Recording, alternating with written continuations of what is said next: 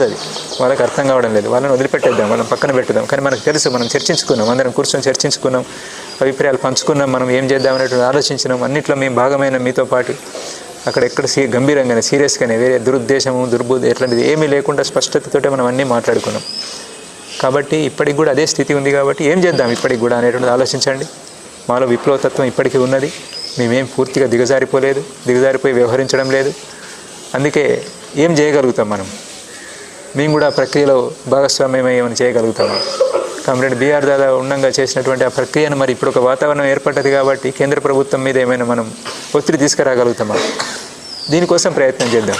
ఆ ప్రజాస్వామికవాదులు అనేటువంటి మన టీం ఏదైతే ఉందో వాళ్ళు వాళ్ళకు అది చేయాలనేటువంటిది లేదు, అది ఆ నిజాయితీ లేదు. మనం పార్టీ వైపు నుండే చేద్దాం. ఇంకెవరైనా సహకరించేటువంటి వాళ్ళు ఉంటే వాళ్ళ మద్దతు తీసుకుందాం. అట్లాంటిది ఏమైనా ఉంటే ఆలోచించండి. మీరు ఆలోచించి మీరే చేయండి. మమ్మల్ని నమ్మకపోతే ఇట్లాంటి దాన్ని ఎట్లా మేము నమ్ముతామని చెప్పి అనుకుంటే మీరే చేసినా పర్వాలేదు, కలిసి చేసినా పర్వాలేదు.